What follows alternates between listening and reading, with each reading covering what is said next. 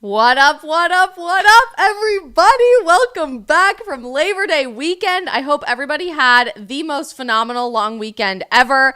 I hope you took your homework very seriously of getting outside, of touching grass, of experiencing the outside world, not the screen fake world, but the outside real tangible world.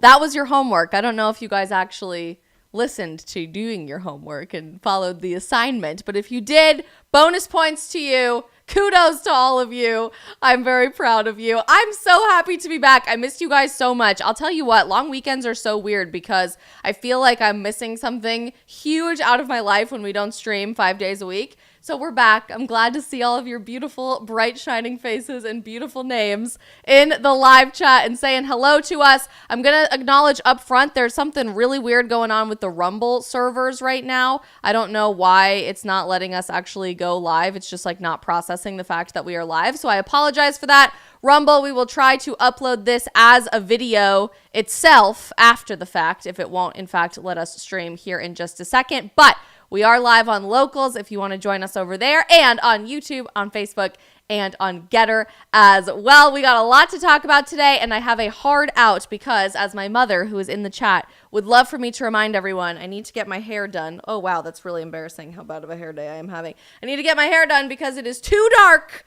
She used to say it was way too light, that it was way too blonde, and it needed to be darker. Now it's too dark, so we're trying to find the happy medium. Hence, I'm going to the hair salon this afternoon to go fix my highlight situation. And so we do have a hard out today.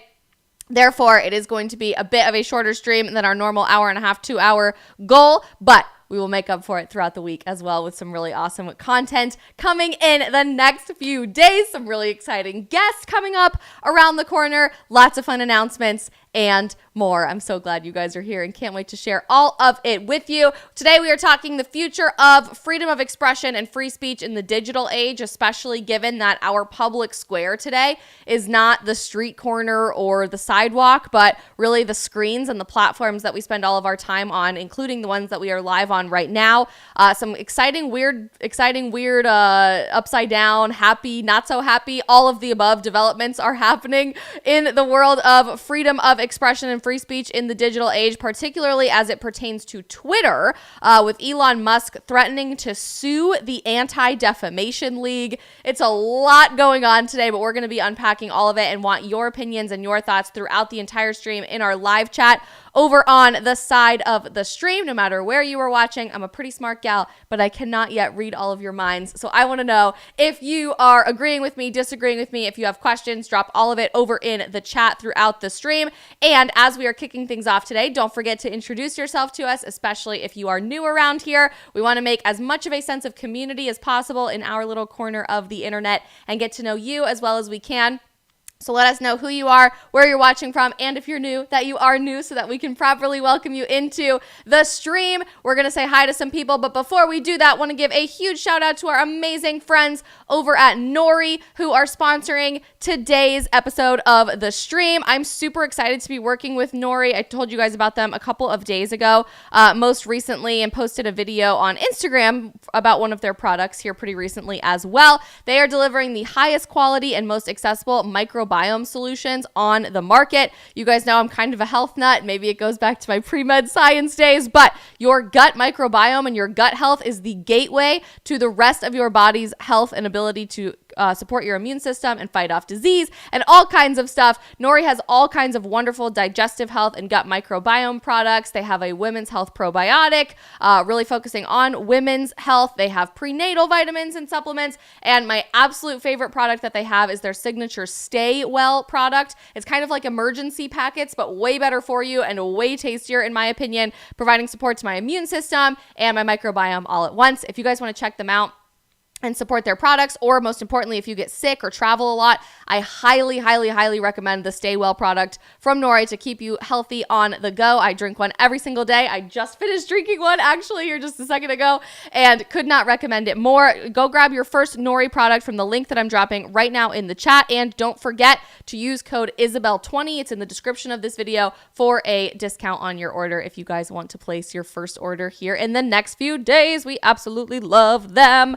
All right, let's say hi to some people and then we will jump right into our important conversation for today. Starting over on YouTube, always the queen, Alexandra, is first up in our chat. I didn't remember that you were going to visit Idaho. I think you said that a few days ago, but I totally had forgotten that. Exciting stuff. We love Idaho, or as I like to call it, the Idahome around here. I was born in Boise, spent many years growing up as a child living in Coeur d'Alene in North Idaho.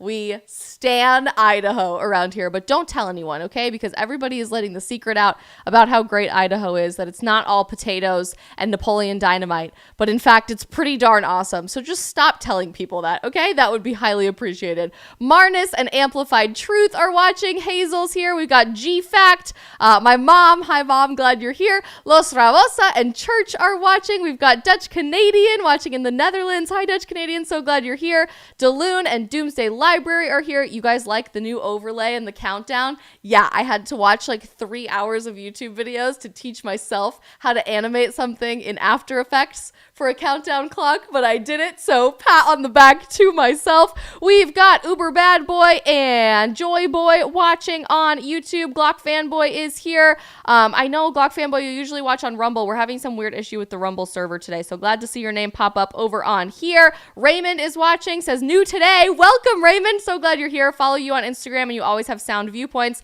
Love the hat. You also went to CSU. We love to see it. Go Rams. They have pretty much disowned me at this point, but that's fine. And Chess is watching from Saudi Arabia, and Josh is here in the YouTube chat. Still looking like we're having that issue on Rumble. We will try to get it resolved ASAP. So sorry, you guys. Over on Getter, we've got Nitty Witty and Magic Def in the chat, and of course, the Locals gang in full force. Crazy Cat Lady, Alex Padron, Mountain Lover, Anissa is watching from New York. So glad you are here. We've got Tito watching and Johnny Diamond. All of the gang here, ready for a great stream.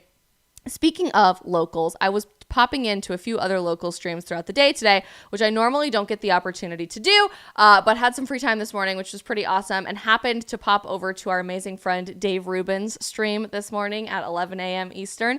And you guys might know my fiance works for Dave Rubin. He runs Dave's social media. I talk about that quite a bit. Dave is wonderful, wonderful friend, and has been a great mentor to me. But did you guys see Dave's new studio? My overlay countdown thing was the coolest thing that I did for the stream in a really long time. Dave's new studio that Brock has spent days building at this point is fire freaking flames. If you haven't seen it, go watch his stream tomorrow because it looks really, really good. I'm envious that the biggest thing that they got to do was a brand new whole studio that looks absolutely immaculate and is like the coolest studio in live streaming right now.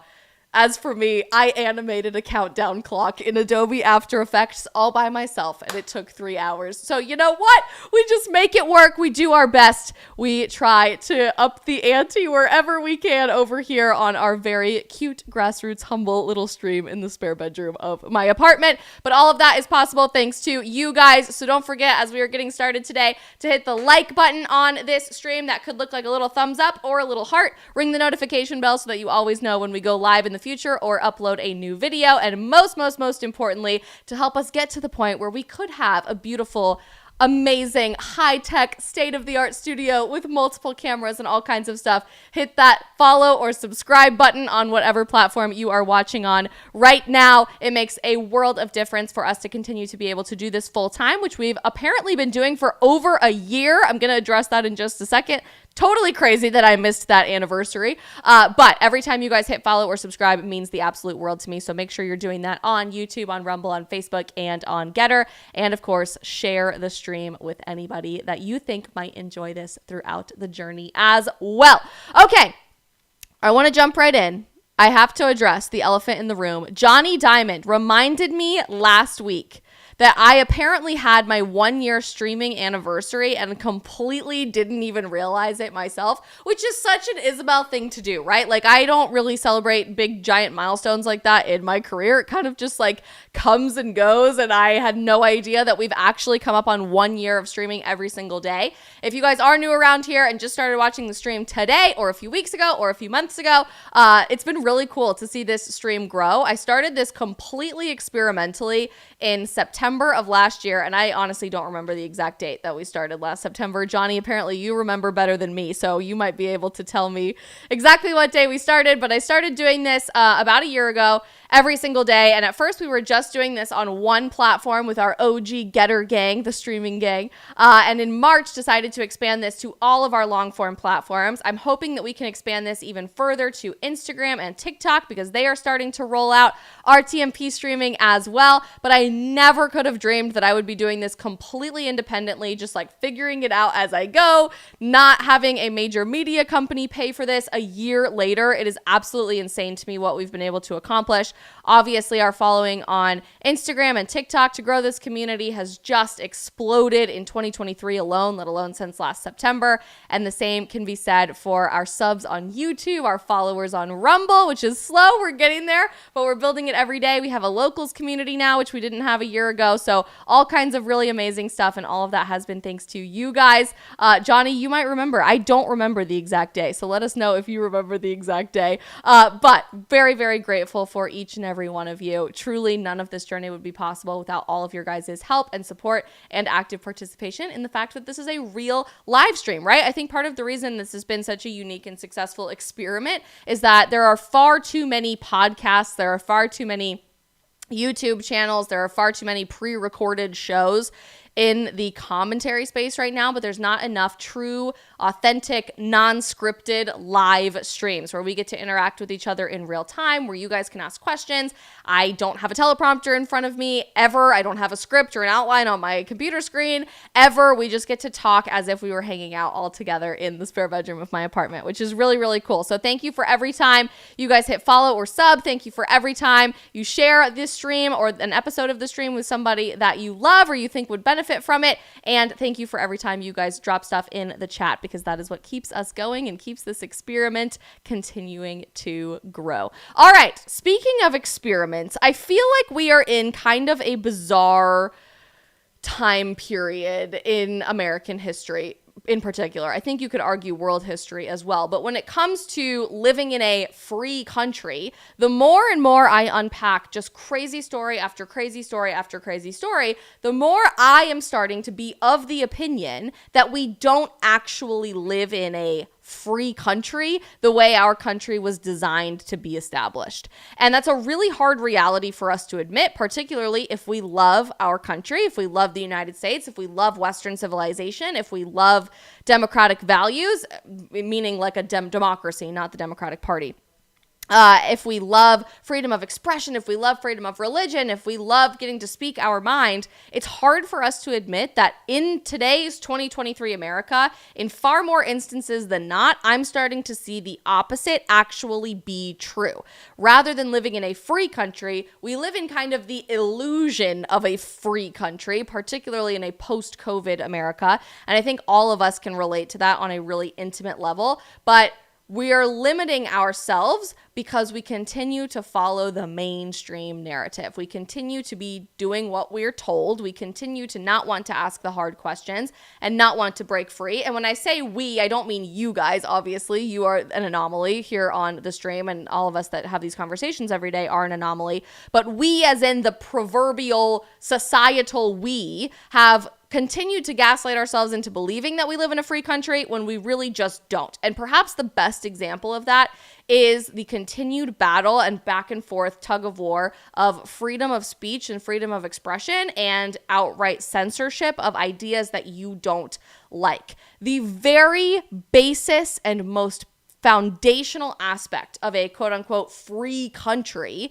centers on freedom of expression. If you cannot speak your mind, if you cannot think what you want to think, if you cannot share your values publicly, if you cannot create opportunities for dialogue and conversation and challenging your own perspectives and challenging your own values, then you don't live in a free society. You live in a controlled society and a censored society and a specifically take the information we give you and run with it and don't ask any other questions society. And particularly as our public square has evolved and changed over the last 250 years in modern history, certainly in American history and all of our nation's history, the public square evolving from the sidewalk or the town square in the center of all the buildings in the middle of the city where you could stand up on your soapbox and make your voices heard, but evolved into something more like this, evolved into platforms like the ones we're streaming on, like YouTube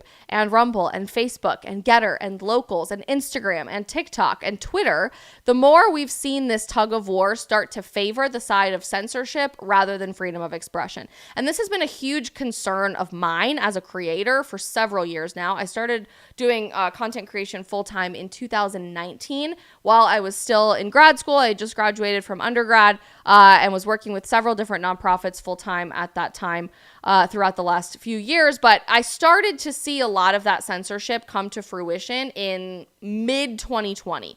And there were certainly concerns about that in earlier years as well related to certain presidential elections. There were certainly concerns about that from a handful of really hot button social issues, but this really started to heat up mid-2020, largely related to questions that people had about certain treatments for certain diseases, and that's all we're really going to say about that. And we've seen it just explode and take on a life of its own on every single controversial hot button issue ever. It's not just about misinformation anymore. We are actually seeing most platforms lobby for or engage in censorship of what they want to call hate speech. I have dealt with this many, many times on my own, on different platforms than the ones we're streaming on, thank goodness, but have been censored on Twitter, have been censored many, many times on TikTok, have been censored on Instagram with the fact checkers or people who say that it's misleading or that it's just hateful content.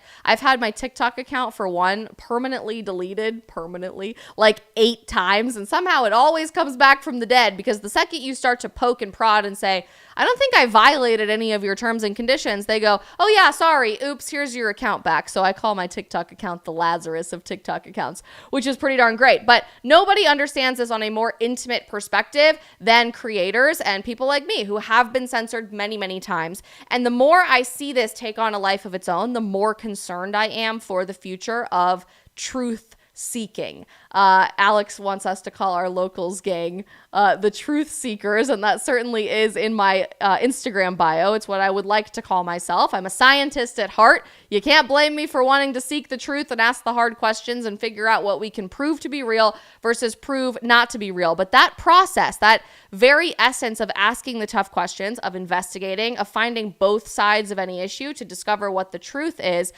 only going to get harder if we literally cannot find both sides of any issue, because one is deemed a lie, one is deemed misinformation, one is deemed hate speech or problematic behavior or just all around bad speech or bad ideas based on the people in charge of those platforms or the people in charge of society in general. Keep in mind, a lot of these platforms are very much in bed with the most powerful CEOs, billionaires, politicians, etc. on the planet. So when we're talking about the people in power, or the proverbial they versus the proverbial we, it's a really small group of people who generally tend to agree on 99.99999% of things.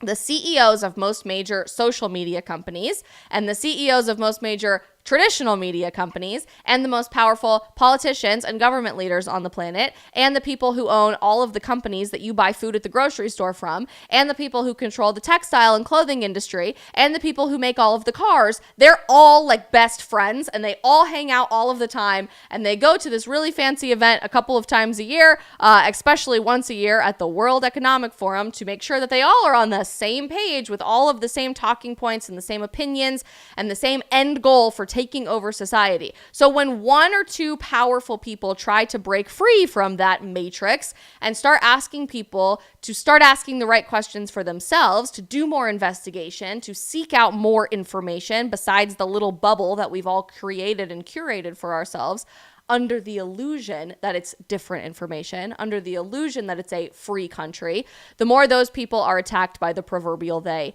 in power. And we're starting to see one story really come to fruition about this very subject this week that is sweeping the internet with all kinds of back and forth conversation about it. I won't pretend that I'm the expert on it, but just found it totally interesting, so thought we could unpack it here on the stream in real time together.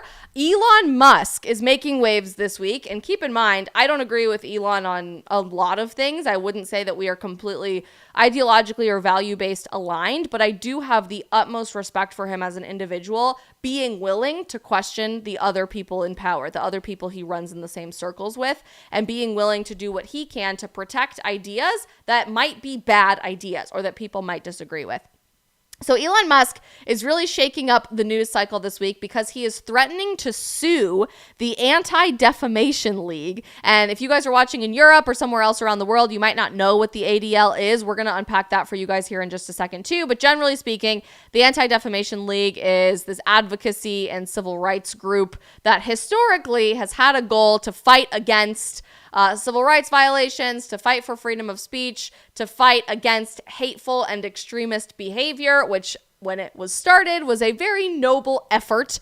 Obviously, you can probably guess from the buzzwords that I'm saying, has taken an extreme left turn, completely abandoning what they are actually supposed to stand for and are now instead just a puppet organization trying to take down anything that disagrees with mainstream leftism. So we'll unpack all of that here in just a second. But Elon Musk is threatening to sue the ADL, claiming that the ADL is trying to kill or destroy X, aka Twitter. I will never call Twitter X. It will just never be anything that my vocabulary can handle. Sorry if that offends you or I just can't get on board. Nope, X will never be X for me. Twitter will always be Twitter. So from here on out, we are calling it Twitter.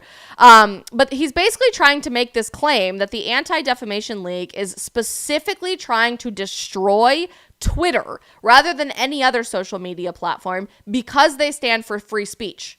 Ironic, right? I mean, I feel like the emperor. Ironic. It is very ironic because the Anti Defamation League is supposed to stand for and protect freedom of speech as our most basic civil liberty. But now they are wielding their societal power and influence to try to shut down a platform that is supposed to be enshrining freedom of speech, at least since Elon Musk purchased Twitter and began running the company himself. So this hashtag ban the ADL has been trending on Twitter after a meeting between the CEO of X, whose name is Linda, and the CEO of the Anti Defamation League, whose name is Jonathan. Elon Musk appeared to support the effort, claiming that the Anti Defamation League is intentionally trying to sabotage Twitter. The ADL has documented a rise in hate speech on Twitter following Musk's acquisition of the platform last year. In a series of posts yesterday, this is where this all really came to fruition, Elon Musk said that Twitter may have no choice but to file a defamation lawsuit, ironic, against the Anti Defamation League. So what does that mean? He's claiming this group, this advocacy organization, this civil rights pioneer fighting organization, the Anti Defamation League, is defaming Twitter and Elon Musk. And this isn't the first time that the Anti Defamation League has been accused of defamation. Certainly not even in the last few months. The Anti Defamation League has been accused of defaming people like Tucker Carlson, like Dennis Prager, very prominent, well-known conservative, outside of the matrix individuals. But I do just find it incredibly ironic. I just have to keep saying it that way because it's so good. Will I watch Star Wars tonight because this is going to be the only thing on my brain now? Yes, probably.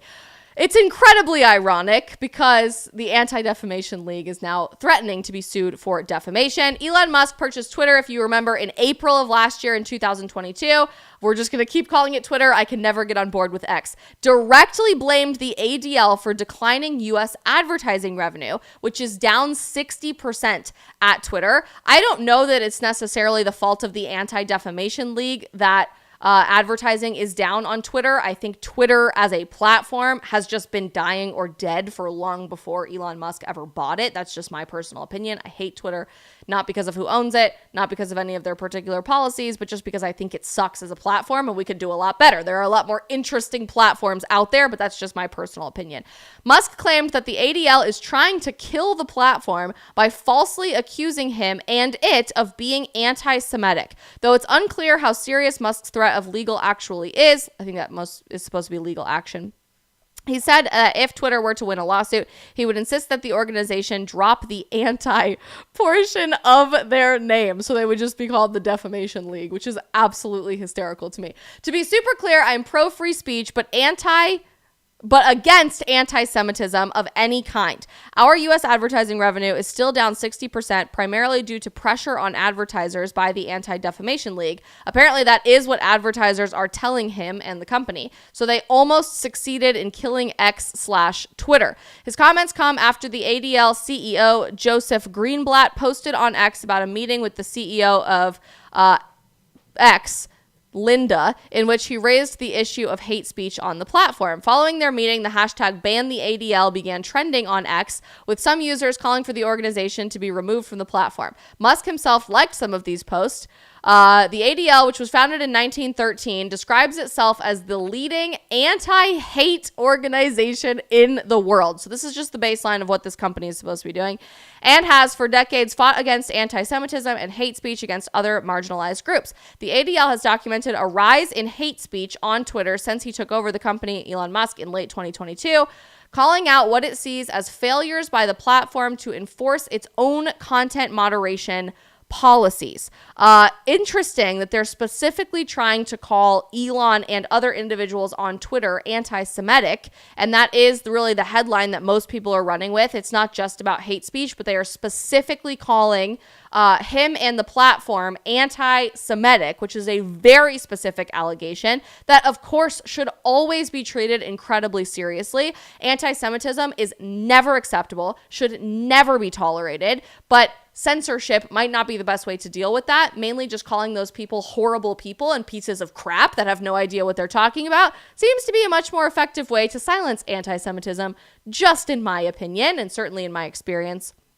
Advocating for Israel, and with my documentary that came out a few months ago about Jerusalem and the city of Israel, or the city of Jerusalem and the nation of Israel. But this isn't the first time that the Anti Defamation League or the media or people who are in positions of power and influence have been trying to label Elon Musk and Twitter as a platform as this extremist, right-wing conspiracy theory, QAnon adjacent, insanely hateful, horrible, unacceptable person or platform. Way back in April of 2022, the Anti Defamation League themselves put this on their website: Elon Musk plans to buy Twitter. Right-wing extremists rejoice. Never mind the fact that Elon Musk is not even remotely the closest thing in the world to a right-wing extremist.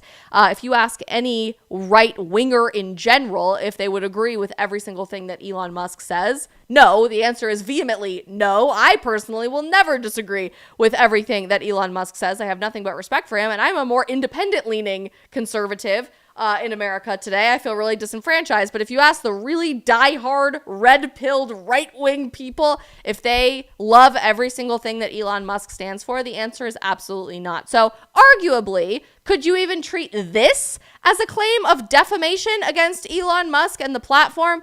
Abso-freaking-lutely. And the ADL has just literally leaned into this incessant hamster wheel of defaming this individual, other prominent individuals on Twitter, and the platform themselves over and over and over and over again since last April. Literally for over a year, about a year and a half now. So the Anti Defamation League claims to do all of these really wonderful things, but has this pattern of behavior in identifying the wrong people and the wrong instances of hateful behavior and problematic behavior as an organization. So it begs the question, are they even really interested in combating anti-Semitism? Are they even really interested in combating hateful behavior or hate speech? Are they really even interested in standing for civil liberties and true social justice? Or is this all just a front to amass more power and influence in society? You can answer that for yourself. I think you guys probably know where I stand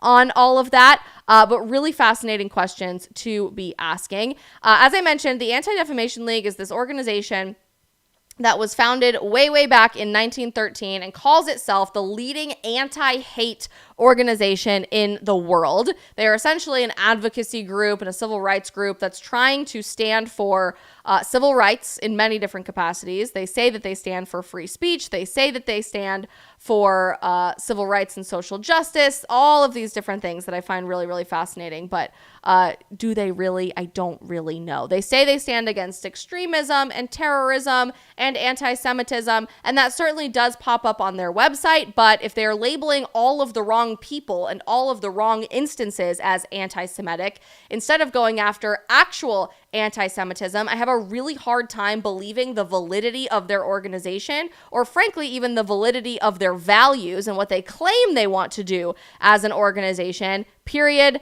End of story. If you go poke around on their website, you're going to find stuff like this, which is their incident map. What do they call it? The heat map.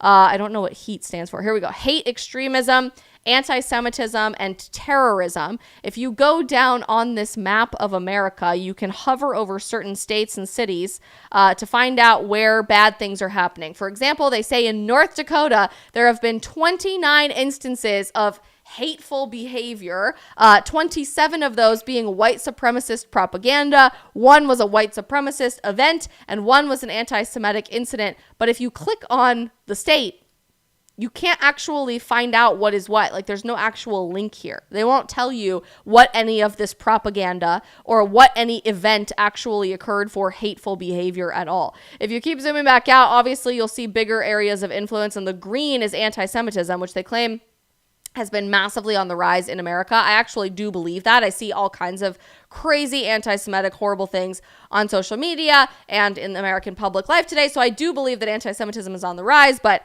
I don't know that they are doing the best job actually targeting or mapping this out. Manhattan, for example, they say has had 35 anti-Semitic incidents in 2023. Down here in Miami, where I live, they say there have been 6 anti-Semitic incidents in 2023, but nothing anti-LGBTQ or white supremacist, which I find fascinating.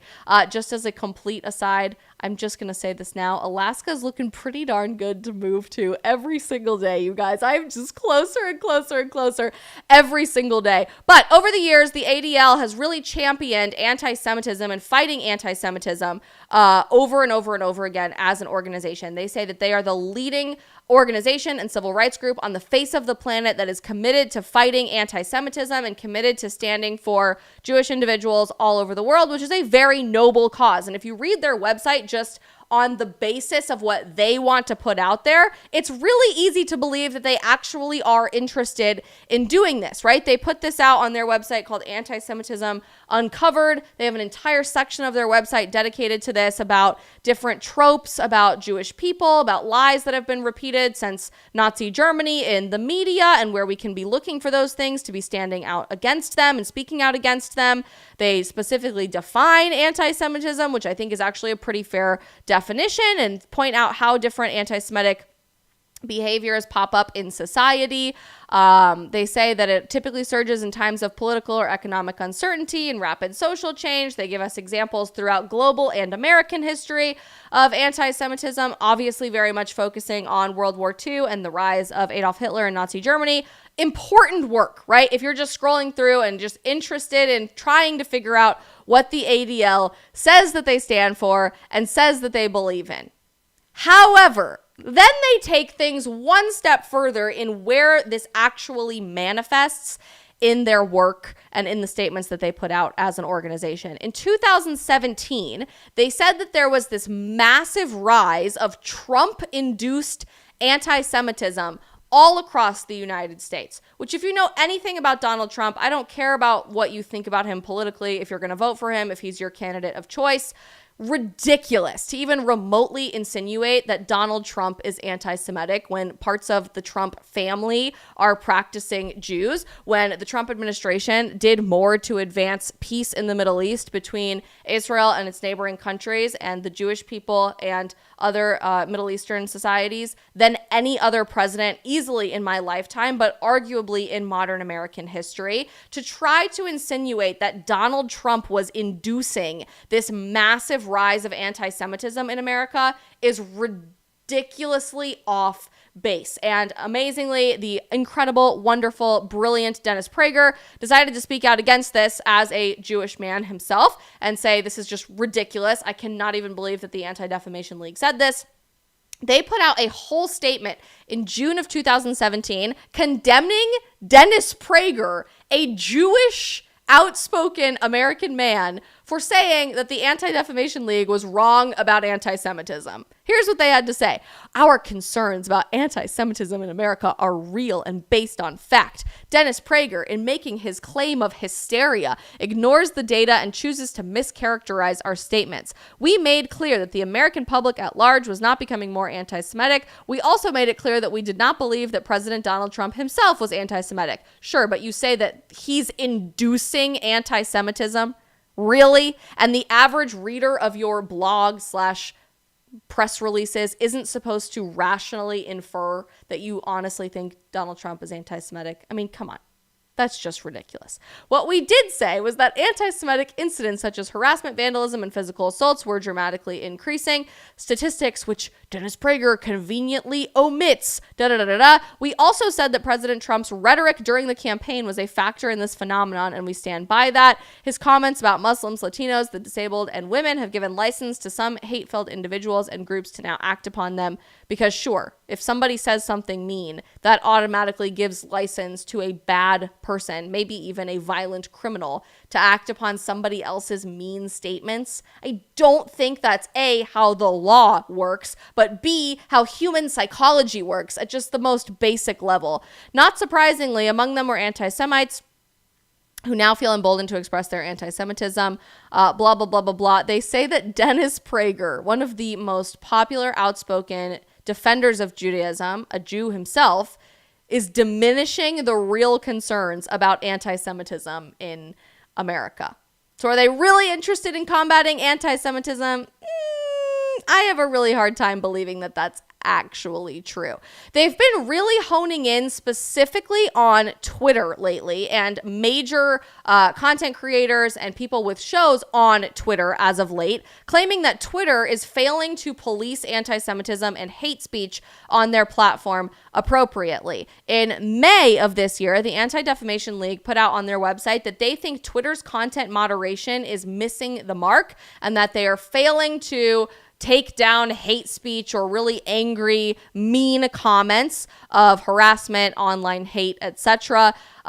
They reinstated a bunch of, they say, previously banned influential accounts with a history of hate, presenting an opportunity to observe and record this networked relationship. The ADL Center for Technology and Society monitored 65 reinstated accounts and analyzed their activity for violations of Twitter's hateful conduct and coordinated harmful activity policy. By focusing on reinstated accounts, they observed how their reply threads acted as social spaces where Twitter users connected through shared anti-Semitism and other hate. I don't know about you, but I personally am quite interested in understanding who these 65 accounts actually are, because I seem to remember who many of these accounts actually were.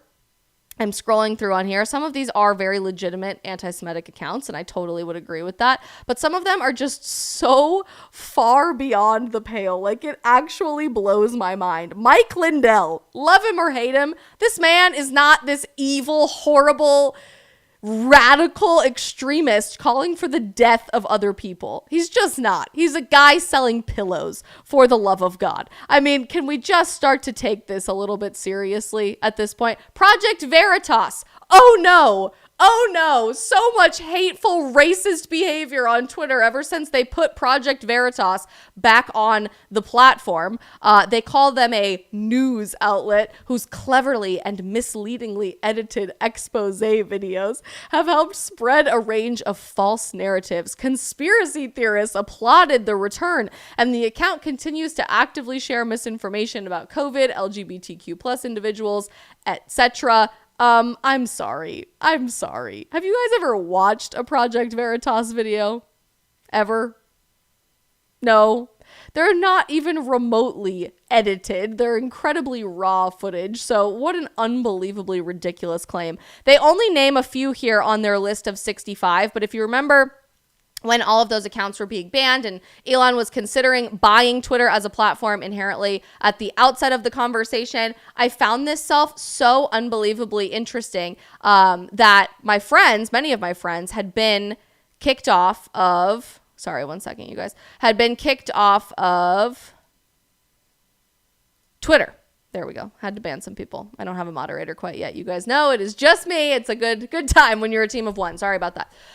Many of my friends like Seth Dillon of the Babylon Bee, who is funny, a comedian, a really interesting person just trying to poke fun at mainstream media and have some fun with satire on social media, had been immediately banned from Twitter because of hate speech under the company's previous policies. Obviously was reinstated when Elon Musk took back the platform and had nothing to do with hateful behavior or hate speech one bit whatsoever. But obviously the ADL doesn't seem to see it that way. They would consider him this violent extremist spreading hate speech and anti-Semitism. And most recently, they've specifically gone after Twitter's arguably biggest and most impactful creator, other than Elon Musk, Tucker Carlson, since his departure from Fox News and starting to host his show independently on X, Twitter. I will never be able to call it X. The Anti Defamation League has gone after Tucker Carlson with multiple claims of anti-Semitism and hate speech and all kinds of really crazy labels that aren't even remotely based in truth. And they cite very specific instances where Tucker Carlson had been bringing up actual situations of Christian persecution, actual situations of government power being manipulated to silence people within countries like Ukraine. And they call this anti-Semitism, okay? Interestingly, when other media outlets point this out, it's just news. But as soon as someone like Tucker Carlson says it, it's horrible, violent, extremist, anti-Semitic speech that needs to be silenced come hell or high water. Funny how that works, right? If you looked this up with the New York Times, for example, in December of last year, they published this piece saying that President Zelensky of Ukraine was proposing outlawing the Orthodox Church in the nation of Ukraine, making it illegal to identify as a member of the Orthodox Church because they claim that it was led by a Putin ally and answers to Moscow. If you know anything about the structure of different Christian denominations, you would know that the Orthodox Church, much like Roman Catholicism, has a church hierarchy that just so happens to be in Russia. It has nothing to do with political power, but unbelievably ridiculous. He wants to ban the Orthodox Church from operating inside the borders of Ukraine. The Jerusalem Post also reported on this around the same time, that Ukraine wanted to seek a spiritual independence by banning the long-established Ukrainian Orthodox Church, saying that they were undermining Ukrainian unity and political conversations that were happening inside of Ukraine. Just for reference, in 1991, there was only about 39% of the Ukrainian population that identified as Orthodox Christian. In 2015, an updated study found that almost 80% of the adult population in Ukraine identifies as Orthodox Christian. So we're not just talking about banning like a fringe ideology or a fringe church group or this crazy fringe satanic church. What we are talking about here is a political leader drunk with power, who also now, by the way, says that they're not going to hold elections unless they are paid for by the United States and the European Union. We're talking about an individual who wants to ban 80% of his own citizens from practicing their own religion because it undermines his political agenda and his political authority. And what does the Anti Defamation League have to say about that? You guessed it. They call calling this out anti-Semitism. They call Tucker Carlson, for pointing this out on his show, an anti-Semitic crazy person that is spreading all kinds of hate all over the internet and causing all kinds of issues. In fact, they specifically called out Tucker Carlson as an anti-Semite for saying that specific story on his show at Fox News and later on his individual independent show on Twitter, now called X, by pointing out that it's really not a free country and it's really not democracy and you really don't have freedom of expression if the president of your country is trying to ban the nation's largest religion because you think that it's undermining your political objectives and political goals. Can somebody please try to connect the dots for me where this is lining up as anti-Semitic? Anybody?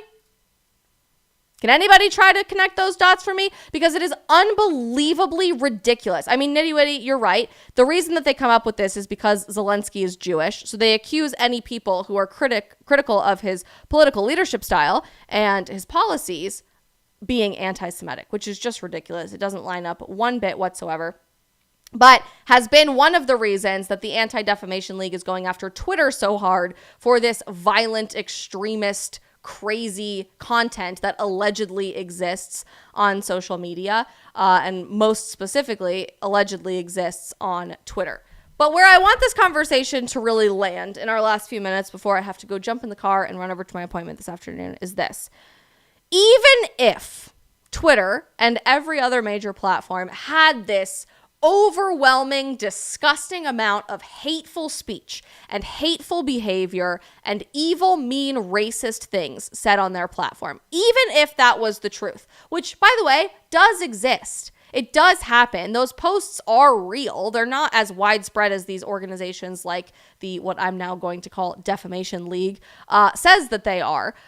But they do exist, and there are really bad people out there. There are really bad people out there with a lot of followers and a big platform and a very loud microphone. And I'm not here to pretend that they aren't, because they very much are. But even if this was the overwhelming majority of content on social media, and particularly independent media platforms that allow for creators like Tucker Carlson to speak their mind, and even if Tucker Carlson was spreading all of this hateful rhetoric, or Elon Musk was spreading all of this hateful rhetoric, we have to ask ourselves this. Wouldn't it still be worth it to protect that individual's speech, to protect that class of speech, in order to think logically for ourselves about what is true and what is not? Because truthfully, the only way to really understand objective reality is to see the entire picture, is to be confronted with speech that we don't like, is to be confronted with hateful behavior and awful, mean, terrible, untrue things said about other human beings. Because the only way to distinguish goodness and morality and beauty from disgusting, vile, hateful commentary is to see both sides of it and logically pick the best logical conclusion. And to choose the side of goodness and beauty and morality and truth, while simultaneously dragging the darkness of the other side into the light and silencing it with the truth. There is no way that we can even begin to claim we live in a free society if mean people, because they're mean and because they have bad points of view and because they believe horrible things, are silenced. The only way to defeat bad ideas is with good ideas. And that's why I would call myself a free speech absolutist in many circumstances of the word.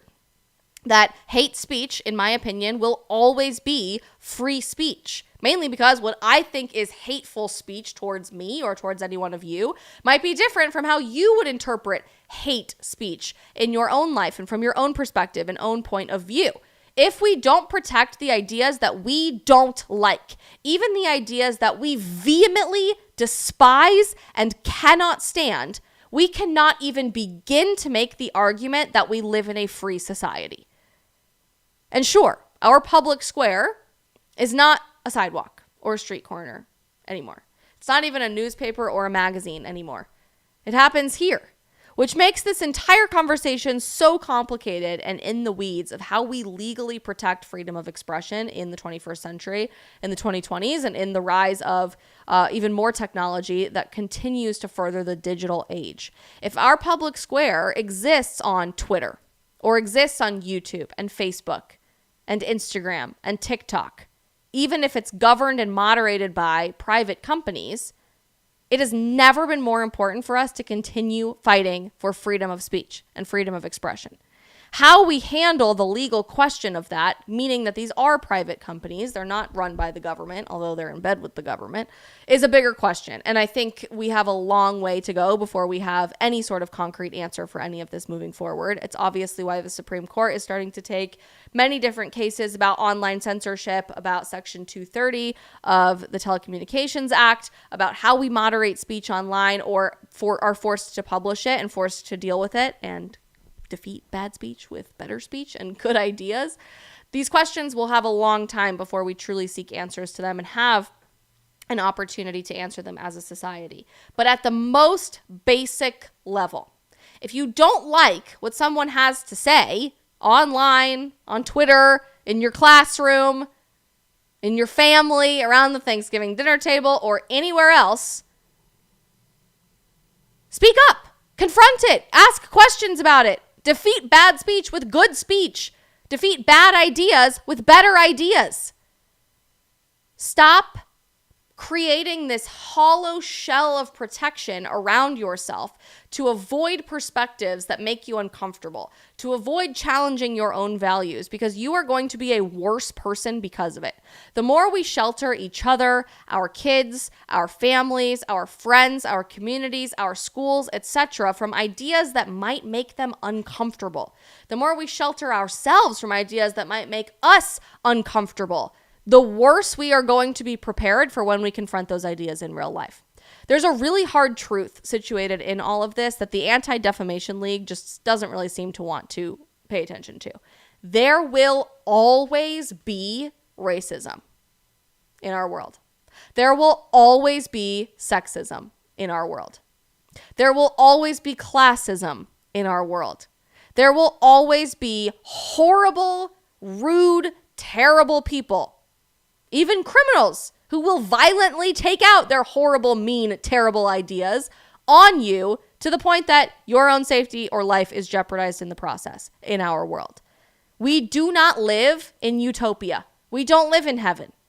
Maybe someday we will. I hope someday we will. God willing, we will. But we live in a fallen, broken world full of issues, full of scarcity, full of evil and sin. And that's just the nature of the reality that we live in. It doesn't matter how many organizations and advocacy groups or content moderation policies try to limit us from that reality exists. And it happens, and it's going to continue happening as it has from the dawn of humanity all the way through the end of the world, through the apocalypse. That's just reality. We can try to fight that as much as we possibly can, but silencing people for their bad ideas has historically, throughout all of human history, been the worst idea and the worst approach for how to handle bad ideas and hate speech ever attempted. In fact, the only way that we've ever been able to bring society progressing forward out of racism, out of sexism, out of classism has been through open forums of dialogue and communication, through defeating bad ideas with good ideas. And the same can be said today, even if it just so happens these conversations are happening here and in your computer screen and on streams like this one or in an individual tweet, rather than conversations we have in real life. In fact, arguably, it's even more important that we advocate for open forums of communication and the opposite of censorship, but platforming even bad ideas so that we can, as humanity, navigate and figure out in this next age of the digital age what our values are going to be and where we can defeat vices with values, where we can defeat lies with the truth, where we can defeat hate with goodness and beauty and morality and truth.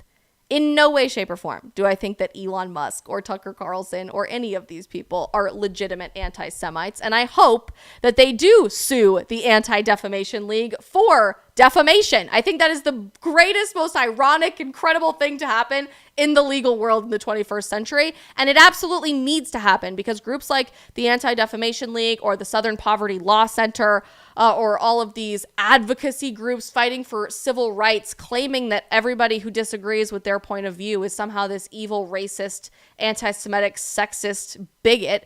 They need to be held accountable for their rampant lies and misinformation that they put out there into the world. So I hope that they do get sued.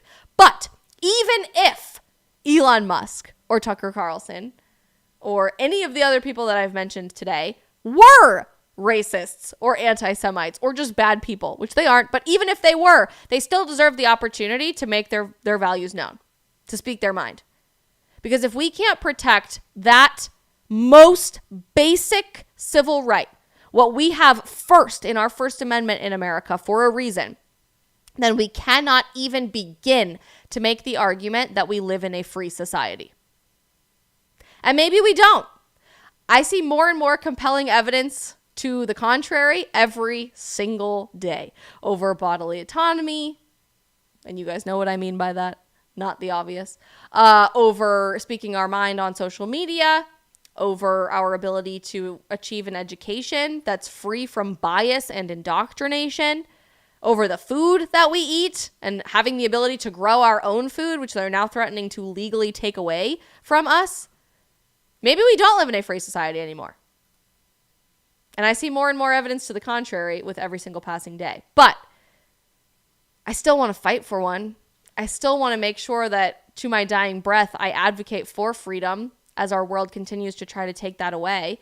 And I will fight to my dying breath for everyone, including my enemies, including people who wish me dead with my head on a spike, which many people tell me on social media every day. I will keep fighting for their ability to speak their mind, for their ability to criticize me, for their ability to react to my content however they see fit, and vice versa, every single day. Because if we can't fight for free expression, if we can't fight for someone to think what they want to think, to ask all of the big questions and sift through all of the information and find what they want to find, to seek the truth, what are we really doing in society? It's all just a giant simulation otherwise. And I don't really have any interest in living in a giant simulation, so won't be us continuing to fight for that, truth seekers. Won't be us. All right, you guys, I got a jet to an appointment this afternoon, but I'm so very grateful for all of you guys being here. We are going to do something really fun and different on the stream tomorrow. Normally, after the stream, we jump over to locals and we do a post-stream Q&A just for our locals gang every single day. But our locals community has actually asked that we do an entire stream that is just Q&A with all of you guys watching on other platforms as well, so that you get a little taste for why you need to be on locals and joining our community over there. So tomorrow, we are going to be doing an open forum Q&A. Ask me anything about any subject under the sun. We'll react to some fun videos right in the beginning just to get things started and let people come into the chat. But come prepared with all of your questions for me about my life, about corgis, about my fiance, about religion, about whatever you guys want to talk about. It's going to be really, really fun. We haven't done an Ask Me Anything stream in a very, very, very long time. So I'm really excited to get back to the stream and get back to answering your guys' questions as much as humanly possible. All right. I love you guys so very much. Sorry there were some issues with content moderation in our chat on YouTube, and I hate that Rumble's servers never let us go live, but we will figure it out for tomorrow. I hope you guys have a fan-freaking-tastic rest of your day, and I will see you tomorrow at 3 p.m. Eastern back for the stream. Love you.